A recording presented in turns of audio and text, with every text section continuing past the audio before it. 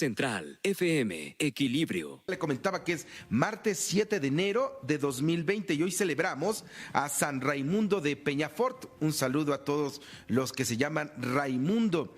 Aquí me lo ponen con I latina, pero pues se escribe de las dos maneras, ¿no? Raimundo, hay algunos que es con Y, otros con I latina, así es que a todos los que escriban Raimundo como se les dé la gana, les mando un saludo por su cumpleaños, celebran muy bien este inicio de año. San Raimundo de Peñafort, presbítero de la Orden de Predicadores, eximio maestro de Derecho Canónico, que escribió de modo muy acertado sobre el sacramento de la penitencia.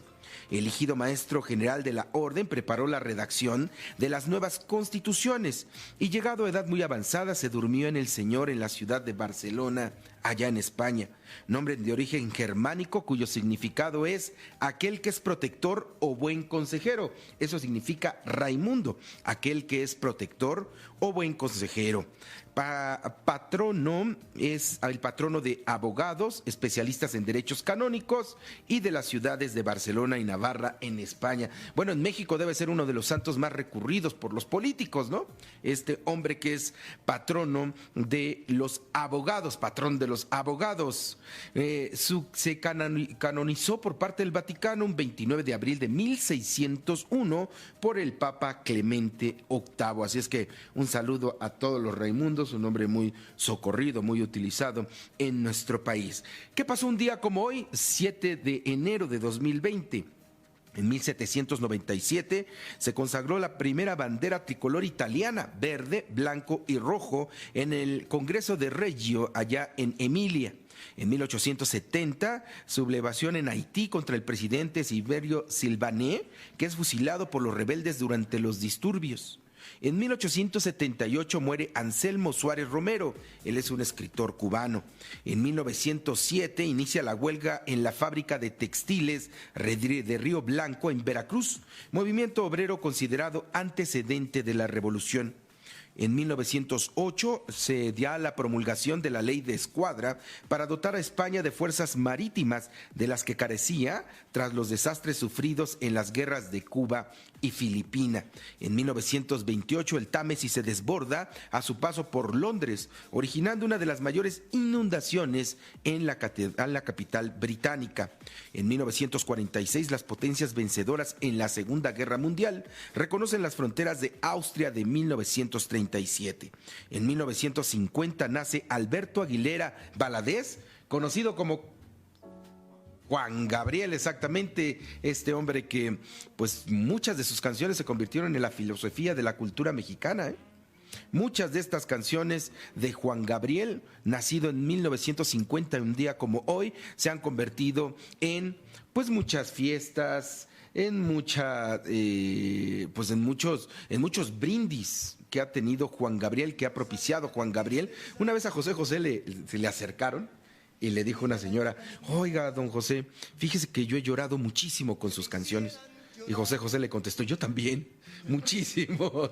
Entonces, pues estos cantantes, estas personas, desde José Alfredo Jiménez hasta, pues creo que el último José José, son parte de la cultura mexicana que ha pues formado a muchos mexicanos, a muchas mexicanas que han llorado o han gritado o se han extasiado con las canciones de estos cantautores mexicanos. Pues un día como hoy de 1950 nace Juan Gabriel. En 1986 muere Juan Rulfo, escritor jalisciense y uno de los más influyentes escritores mexicanos del siglo XX, autor de El Llano en Llamas y Pedro Páramo. Fundamental para la educación básica de México, estos dos libros. En 1999 el Senado de los Estados Unidos inicia el juicio contra Bill Clinton, primero contra un presidente de los Estados Unidos en 130 años. Simplemente a Bill Clinton se le llevó a juicio en los Estados Unidos por haberle mentido al Congreso en torno a esa relación que tuvo con Mónica Lewinsky. Para mí, Bill Clinton, uno de los mejores presidentes de la Unión Americana en su historia, sobre todo muy amigo de México, recordará usted que aprobó y lanzó la iniciativa para recuperar a la economía mexicana cuando teníamos aquel error de diciembre. Bill Clinton fue un hombre fundamental para la relación bilateral, quien entendía que México era un país importantísimo para la economía de los Estados Unidos, sobre todo inmerso en el Tratado de Libre Comercio. Un día como hoy también se llevan a cabo las primeras elecciones presidenciales en los Estados Unidos. Fue precisamente un día como hoy, pero del año 1789, que se celebraron en Estados Unidos las primeras elecciones presidenciales tras haber logrado la independencia de la Gran Bretaña en 1776.